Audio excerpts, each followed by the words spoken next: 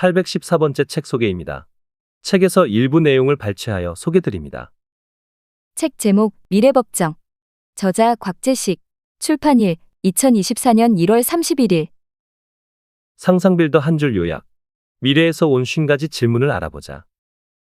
책 소개. 지금 그리고 가까운 미래에 우리가 반드시 맞닥뜨릴 선택의 갈림길. 나라면 어떤 선택을 할까? 2023년 서울의 심야버스에 자율주행차가 도입된 데 이어 2024년에는 새벽 첫 차에 자율주행 버스가 도입된다. 인공지능 로봇이 운전하는 차가 이제 일상이 되어가고 있다. 미래의 사람을 태워다 준 자율주행 승용차는 주차장으로 돌아감으로써 도심의 주차난을 해소할 것이다.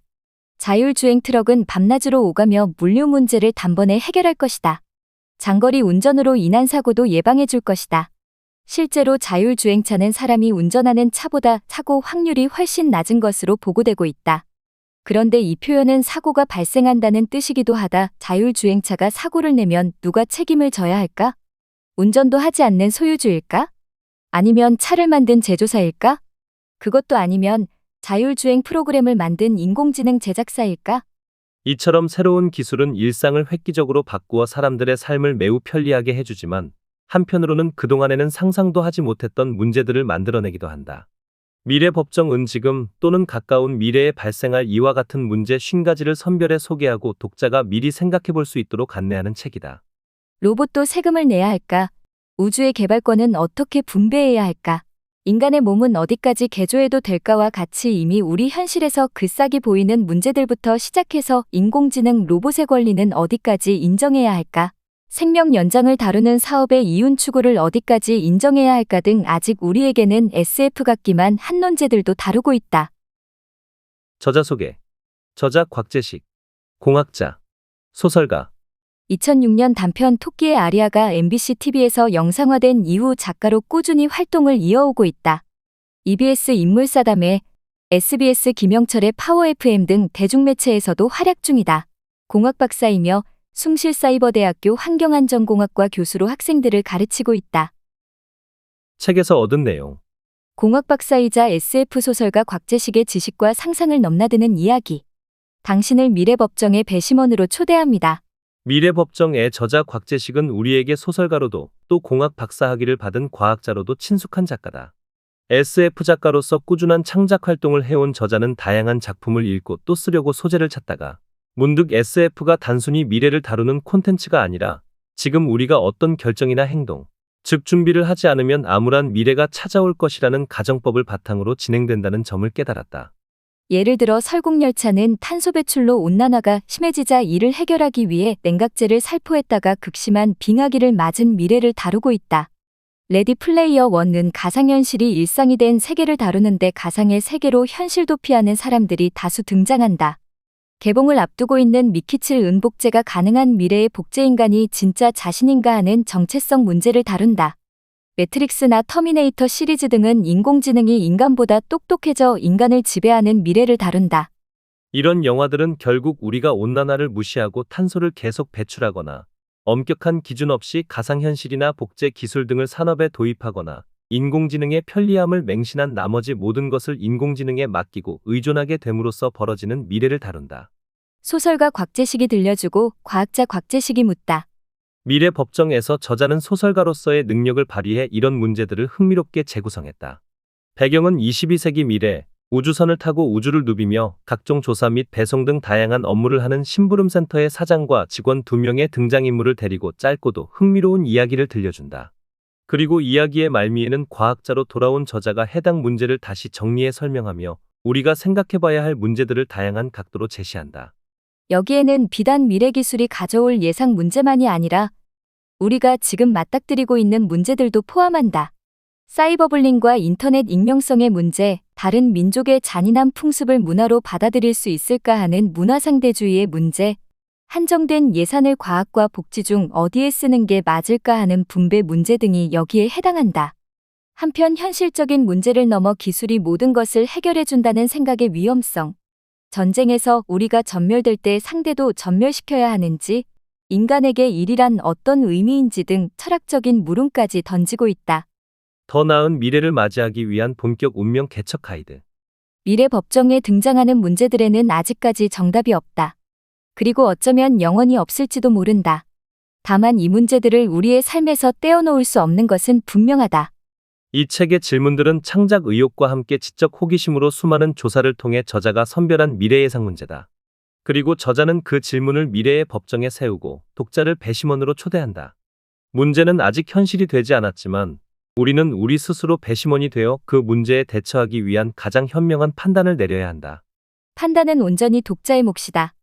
저자가 제시한 여러 가이드를 참고해 진지하게 고민하다 보면 미래가 한 발 가까이 다가와 있을 것이다. 총 50곡지로 이루어진 미래 법정 은단편 소설집으로도 미래의 측서로도 또 철학적 논의를 담은 입문서로도 읽을 수 있는 흥미로운 책이다. 들어가는 글. 적지 않은 작가들이 SF를 사회 문제를 비평하는데 좋은 소재를 제공하는 장르라고들 이야기한다. 아닌 게 아니라 가끔 신문 지면에는 사설을 쓰는 사람들이 SF의 형태로 짧은 글을 쓸 때도 있다. 우리 사회가 이대로 가면 10년 후에 이런 모습으로 변해 망한다면서 미래의 상황을 자기 나름대로 상상했으면서 독자들에게 경고하고자 하는 사례가 그렇다. 나는 SF의 재미나 가치가 그런 필요에 국한되어 있다고만 생각하지는 않는다. 종종 사회 비판에 지나치게 비중을 두는 바람에 충분히 피어날 수 있는 아름다움과 재미를 희생시키는 SF를 보며 아쉽다는 생각도 자주 했다. 그렇지만 SF의 특성 중에 하나가 미래에 대한 의견 제시이고 현재와 미래를 견주며 사회를 비판하기에 좋다는 점을 부인할 수도 없다.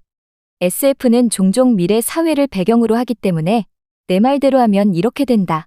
내지는 내 말대로 하지 않으면 이렇게 된다. 라고 주장하기 좋다.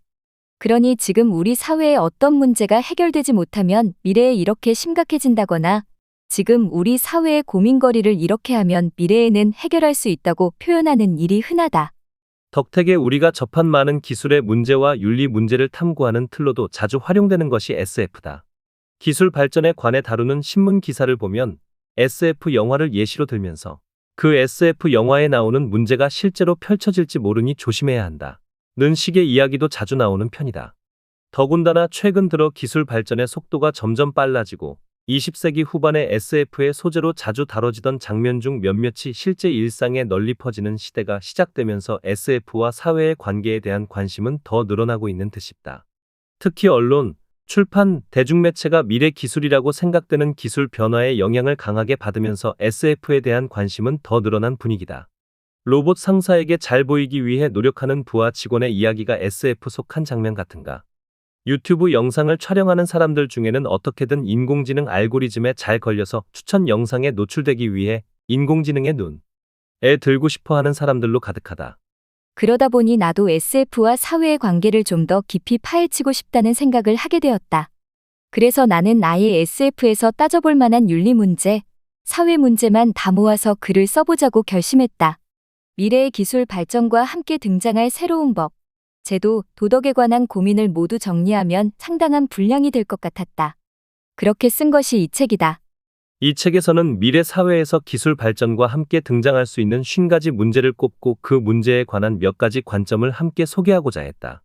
우선 문제를 쉽게 전달하기 위해서 문제별로 짤막한 상황극을 배치했다. 이 상황극에 등장하는 이미영, 김양식 두 주인공은 미래 세계의 우주를 돌아다니며 작은 사업을 꾸려나가는 인물로 나의 SF 소설집 중 일부에서 주인공이었던 적이 있다. 이 책에서는 성격을 내보이거나 다른 극적인 재미와 관계없이 문제가 될 수 있는 미래의 상황을 쉽게 소개하려는 목적으로만 단순하게 등장시켰다. 상황극 뒤에는 해당하는 문제를 다룬 다른 SF 영화나 소설을 소개하며 문제를 다시 한번 설명했다. 그러고 나서 그 문제가 지금 현실 속에서 어떤 식으로 다뤄지고 있는지, 그 문제에 관해 어떤 전망이 나와 있는지 정리하는 내용을 덧붙이면서 마무리했다. 그렇게 해서 총 50개의 문제에 관해 어떤 고민이 이루어지고 있고 답을 구하기 위해 어떤 점들을 우리가 함께 생각해야 하는지 소개하고자 했다. 이 책이 미래에 발생하는 온갖 문제에 대한 해결책이 될 수는 없을 것이다. 50개의 문제를 되돌아보니 답 비슷한 것이라도 제대로 제시한 문제는 하나도 없었던 것 같다. 오히려 이 책은 문제를 자세하게 소개한 책에 가깝다. 그나마 문제를 깊이 있게 볼 수 있도록 답이라고 착각할 수 있는 오답을 미리 지적해둔 정도의 노력이 더해졌다. 그러므로 이야기를 읽고 그것으로 끝내는 책이라기보다는 읽기를 마치자마자 독자 스스로 고민을 시작해볼 수 있는 책이 되면 좋으리라 생각한다. 인공지능의 판단을 무조건 믿어야 할까? 인간이 풀지 못하는 난제에 답을 제시한 인공지능의 신뢰 문제. 유로파 정착 기지에서 긴급 구조 요청이 들어오자 이미영은 당장 우주선의 방향을 돌려 그곳으로 가보자고 했다. 김양식은 긴급 구조 요청을 보내는 곳을 향해 통신을 연결하려고 했다. 한참 애쓴 끝에 통신으로 사람 목소리가 들리기 시작했다. 들리십니까? 이곳은 유로파 정착 기지입니다. 현재 저희 기지의 탄소 엔진이 고장났습니다. 음질이 굉장히 안 좋습니다. 목소리로 대화하는 것만 간신히 할 수 있을 정도네요. 탄소 엔진이 고장날 때 저희 통신 부품도 파괴되었습니다. 가능하면 오시는 길에 은하수 표준 통신 부품 중짜 세트 하나 같이 가져다 주시기를 부탁드립니다. 통신 부품 대짜 세트 아니고 중짜 세트 말씀이시지요? 중짜 세트는 저희 우주선에 마침 하나 남아 있습니다. 유로파 정착 기지에 도착해보니 그곳 상황은 대단히 급박했다. 몇 분만 지나면 탄소 엔진이 큰 폭발을 일으키면서 정착 기지가 통째로 날아갈 기세였다. 모두가 우주로 전속력으로 대피해야 할 것 같은데요. 여기에는 그렇게 많은 우주선이 없습니다. 거기다가 그 짧은 시간에 이곳에 사는 모든 사람들을 다 대피시키기도 어렵고요. 탄소 엔진 연구소의 소장은 그렇게 말하며 고개를 저었다. 그렇지만 표정이 어둡지만은 않았다. 방법이 하나 남아 있습니다. 여러분이 가져오신 통신 부품을 이용해서 통신 장치를 복구시키면 목성에 있는 초강력 대형 인공지능 컴퓨터라고 하는 초중앙 서버와 연결할 수 있습니다. 초중앙 서버는 무슨 역할을 하는데요? 초중앙 서버는 현재 태양계에서 두 번째로 성능이 좋은 다목적 초대형 인공지능 프로그램이 설치된 컴퓨터입니다. 초중앙 서버와 연결만 하면 초중앙 서버의 대책을 물어볼 수 있습니다. 분명히 초중앙 서버라면 훌륭한 대답을 줄 것입니다. 소장이 재빠른 손놀림으로 통신 장치를 복구했다. 곧 화면에 통신이 정상으로 돌아왔다는 알림이 떴다. 소장은 버튼을 조작해서 초중앙 서버와 통화를 시도했다. 안녕하세요. 좋은 아침입니다. 아이고, 지금은 그렇게 좋은 상황이 아니군요. 초중앙 서버 컴퓨터의 유쾌한 목소리가 흘러나왔다. 소장은 그 목소리를 듣고 얼굴이 한결 밝아지는 것 같았다. 소장은 탄소 엔진이 고장나서 폭발하기 직전이라는 사실을 설명했다. 그리고 초중앙 서버가 유로파 정착 기지의 모든 컴퓨터에 다 접속해서 관련된 모든 자료와 정보를 읽어드릴 수 있도록 연결해 주었다.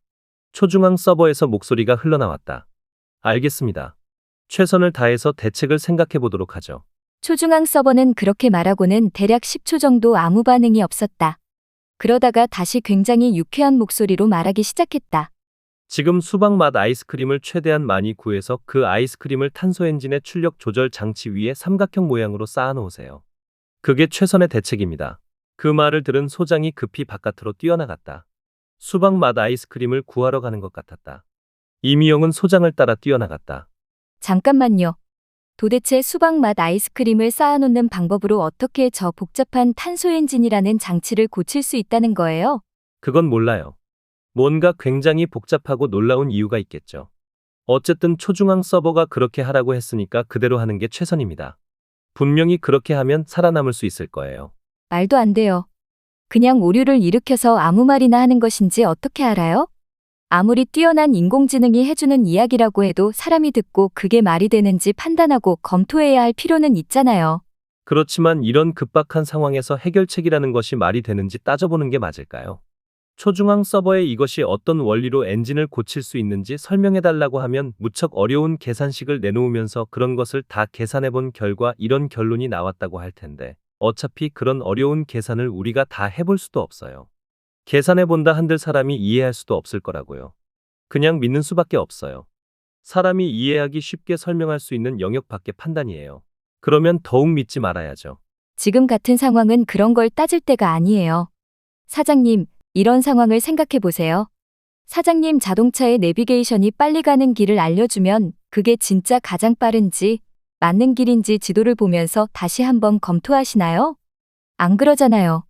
그냥 내비게이션이 보여주는 길이 맞다고 바로 믿는다고요. 전자레인지가 1분 동안 음식을 데워주고 자동으로 멈출 때 옆에서 손목시계를 보면서 정말로 60초가 지났나 확인해보지 않잖아요. 그냥 믿는다고요. 마찬가지예요. 가능한 모든 정보를 모아서 최선을 다해서 판단한 결과 컴퓨터가 내놓는 해답은 그냥 믿는 거예요. 지금 우리에게 주어진 대책으로 가장 좋은 결정은 수박 맛 아이스크림을 구해서 삼각형으로 쌓아놓는 거예요. 믿어야 해요. 믿음을 가져요. 지금은 믿음을 갖는 수밖에 없다고요. 이미영은 소장의 설명을 받아들일 수가 없었다.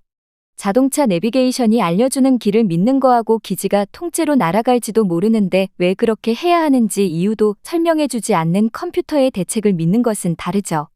전혀 이해할 수 없는 그런 대책을 마련할 시간에 차라리 한 사람이라도 더 우주로 탈출시키기 위해 노력하는 게 맞지 않을까요? 그런 말도 어느 정도는 일리가 있다고 생각해요. 그렇지만 저는 그래도 초중앙 서버가 알려준 대로 하겠습니다. 어차피 지금 온 힘을 다해서 다들 탈출하려고 발버둥을 쳐봐야 목숨은 반이반밖에 살리지 못해요. 그렇지만 이 방법이 성공하면 다 살 수 있을지도 몰라요. 초중앙 서버는 우리가 전혀 이해할 수 없는 방법으로 전에도 몇 번이나 문제를 풀었어요. 여러분은 먼저 탈출하시지요.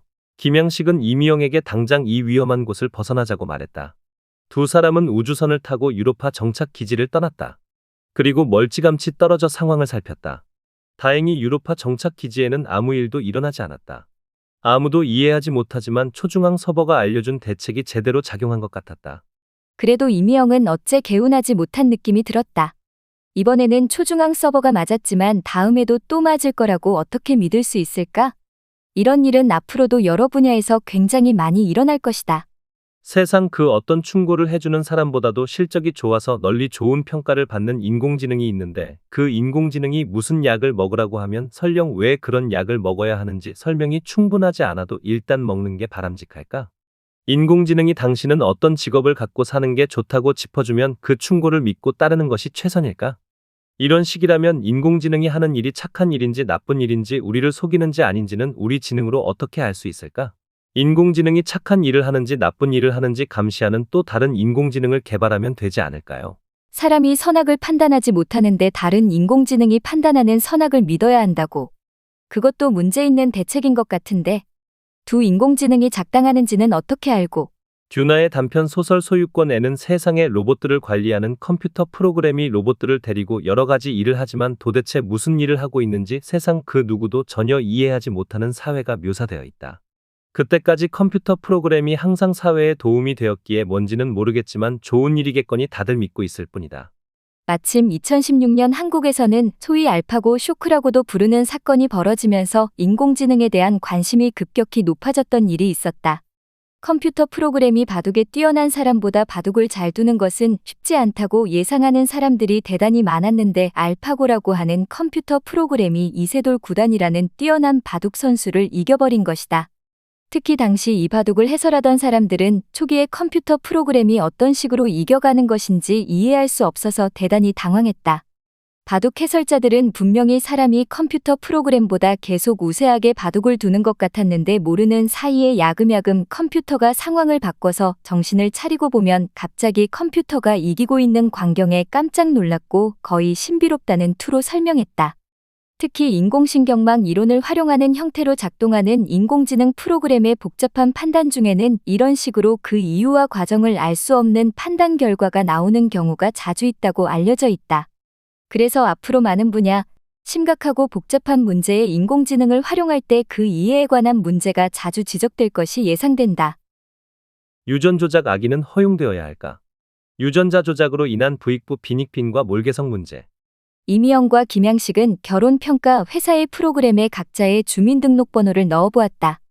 거기서 나온 결과를 보니 한숨이 절로 나왔다. 딱히 좋은 결과를 기대한 것은 아니었지만 점수가 낮아도 너무 낮다는 느낌이었다. 제 건강 점수가 이렇게 낮을지 몰랐는데요. 느낌상으로는 건강한 것 같은데. 결혼평가 프로그램은 현재의 건강보다 나이가 들어서도 오래오래 건강하게 살 수 있는지를 보는 프로그램이잖아. 아마 나이 들어서 골골할 걸로 예상된다는 뜻인가 봐. 사장님 점수는 괜찮아요? 나는 성격 점수가 이렇게 낮을 줄 몰랐네. 그래도 회사 일하면서 큰 문제 없어서 사회생활을 잘하는 줄 알았는데. 이만하면 성격이 묻어난 편 아닌가? 김양식은 아무 말도 하지 않았다. 그때 검찰청에서 지원 요청이 들어왔다. 화성에 있는 유전자 조작 회사에서 돈을 받고 아기의 유전자 조작을 해주려고 하는데 화성 법령으로는 금지된 일이기 때문에 빨리 가서 막으라는 의뢰였다. 이미영과 김양식은 전속력으로 우주를 날아 단숨에 화성으로 갔다. 소식을 전하자 화성에 있는 유전자 조작 회사의 로봇은 투덜거리는 소리를 냈다. 왜 안 된다는 거죠? 유전자를 조작하면 태어날 아기를 더 귀엽고 똑똑하게 개조할 수 있어요. 자식이 더 귀엽고 더 똑똑하고 더 건강하고 더 착하게 태어나면 좋은 것 아닌가요? 그런 아이들이 자라서 사회에도 도움이 되겠죠. 그냥 우연으로 태어난 아기라면 확률상 아주 극소수는 성격도 이상하고 남에게 공감하는 신경도 덜 발달해서 괜히 여기저기 폭탄 던지는 게 재미있는 놀이라고 생각하는 비뚤어진 범죄자로 자라날지도 모르죠. 저희 회사에서는 그렇게 비도덕적인 사람으로 만드는 유전자를 아기로부터 제거할 수 있다니까요. 그런 일이 활성화되면 이 회사에 많은 돈을 주고 유전자를 조작한 사람의 자식은 항상 똑똑하고 잘생기고 돈 없는 사람은 유전자 조작을 못하니까 그 자식도 멍청하고 못생기게 태어나지 않겠습니까? 그건 불공평하죠. 돈 많은 사람들은 대대로 그 자손도 잘생기고 똑똑하고 돈 없는 사람들은 그 자손도 무능해지면서 대대로 가난하게 살게 된다고요. 그러나 로봇의 목소리는 그 말을 듣고도 달라지지 않았다. 그게 어쨌다는 겁니까? 지금도 부유한 사람들은 결혼평가 회사 프로그램으로 건강하고 똑똑하고 성격 좋은 사람을 골라서 결혼하고 자식을 낳는다고요. 그러면 그 사이에서 태어난 자식도 똑똑하고 성격이 좋을 확률이 높겠죠. 그렇잖아요? 돈이 많은데 일부러 성격 나쁘고 허약한 사람과 짝이 되어 자식을 낳고 싶겠어요? 우리는 그것을 유전자 조작으로 좀 더 확실히 하려는 것뿐이라고요. 그래도 그건 아니죠. 사람의 외모나 특기는 하늘이 내리는 거잖아요. 더군다나 조작은 불법이고요. 어떤 설득에도 꿈쩍하지 않던 로봇은 불법이라는 경고는 잘 알아들은 것 같았다. 결국 나중에 도착한 검사들과 단속반 당국자들이 이런 사업을 하면 안 된다고 강조하자 유전자 조작 회사는 사업을 포기했다. 이번 건은 생각보다 쉽게 끝나네. 삶이 너무 불공평하면 안 되지. 이미영은 기뻐했다. 그러나 불과 한 달이 지나지 않아서 검찰청에서 이 사건이 제대로 정리되지 않았다며 다시 이미영을 불렀다. 유전자 조작 회사의 로봇이 이번에는 당당하게 검찰청에 와 있었다. 저희는 아주 대규모로 유전자 조작 사업을 할 겁니다. 그거 불법이라고 말씀드렸을 텐데요. 불공평하다고요. 부자의 자식만 더 잘 살게 되는. 그래서 저희가 서비스 가격을 아주 많이 낮췄습니다. 그 결과 정부에서 공공 목적으로 사업을 진행할 수 있게 되었어요. 이제 저희는 부자들에게만 유전자 조작을 해주는 식으로 사업을 하지 않아요. 가난하건 부유하건 모든 사람이 다 유전자를 조작한 아기를 낳을 수 있어요. 회사 차원에서는 박리담회로 돈을 많이 벌 수 있으니 오히려 이쪽이 더 이익이죠. 잠깐만.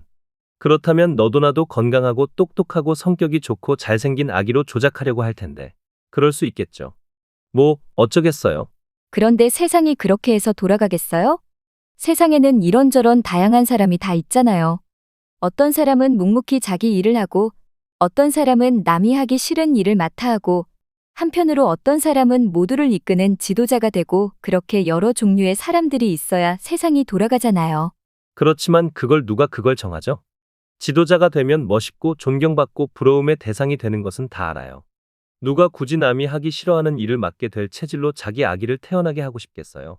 다들 자기 자식은 지도자가 될 유전자로 조작하겠죠. 그렇게 되면 너도 나도 지도자만 하려고 해서 세상이 엉망이 될 거예요. 그래서는 안 됩니다. 사람의 아기를 유전자 조작으로 태어나게 하는 것은 금지해야 합니다. 이미영이 잘라 말했다. 그러나 로봇은 웃는 얼굴이었다. 로봇이 이미영에게 되물었다. 그렇지만 유전자 때문에 병든 몸으로 태어나는 사람들도 있는데 그런 유전자도 고쳐주면 안 된다는 뜻인가요? 당장 오늘 지구에서 태어날 모든 아기들 중에 22명이 심장이 지나치게 작은 돌연변이로 태어나서 평생 숨 쉴 때마다 힘겨워하면서 살게 될 겁니다. 저희 회사의 기술이었다면 그 아기의 유전자를 고쳐서 건강한 심장을 갖고 태어나게 할 수 있었을 겁니다. 그걸 고치지 말아야 한다고 말씀하시는 건가요? 이미영은 잠시 머뭇거렸다. 그렇지만 다시 대답했다. 그렇게 비정상으로 병든 상태일 때 유전자 조작으로 고칠 수도 있겠죠. 로봇은 멈추지 않고 바로 따졌다. 어디까지가 정상이고 어디까지가 비정상인지는 누가 정하는 거죠?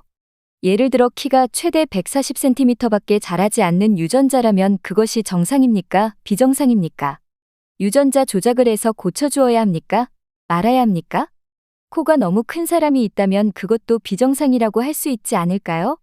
코가 얼마나 큰 사람이라면 저희 회사에서 유전자 조작을 해서 코 크기를 줄여주어야 할까요? 비정상일 정도로 큰 코와 그럭저럭 괜찮은 코의 기준은 누가 정합니까? 그런 개인적인 일을 정부에서 이 사람은 정상이고 저 사람은 비정상이라고 정해주는 게 옳다고 생각합니까? 차라리 그냥 취향대로 마음껏 고치도록 하는 게 더 자연스럽지 않을까요? 이미영은 로봇의 말에서 자연스럽다는 말이 참 부자연스럽게 들린다고 생각했다. 그리고 역시 쉽게 풀리는 일은 하나도 없다고 생각했다. 영화 가타카에서는 유전자 조작으로 태어난 사람들이 더 재능 있고 인기가 많아서 사회를 주도하고 있으며 선망되는 중요한 일들을 하는 이야기가 나온다. 그리고 이 영화를 비롯해 정말 많은 SF물들이 유전자 조작으로 부유한 사람은 자식마저 완벽한 유전자를 갖게 해서 부익부 빈익빈이 심해진다는 이야기를 소재로 다루고 있다. 그러나 유전자 조작이 부익부 빈익빈을 심화시킨다는 문제는 유전자 조작의 가장 초입에 있는 문제일 뿐이다. 기술이 발달하면 가격은 저렴해지기 마련이다. 마침 DNA와 관련된 기술은 지난 몇 년간 경이로울 만큼 빠른 속도로 가격이 저렴해진 분야다. 이런 속도를 고려하면 초기에 부자만 유전자 조작을 할 수 있다는 생각이 그렇게까지 큰 문제는 아니다. 태어날 사람의 유전자를 자유롭게 조작하는 기술은 단순히 부유한 사람들과 가난한 사람들과의 대결을 넘어서서 사람의 개성과 운명에 대한 훨씬 본질적인 문제와 연관된다. 만약 그림 그리는 것을 좋아하는 체질이 되도록 유전자를 조작해서 화가를 꿈꾸는 사람으로 태어나게 할 수 있다고 해보자.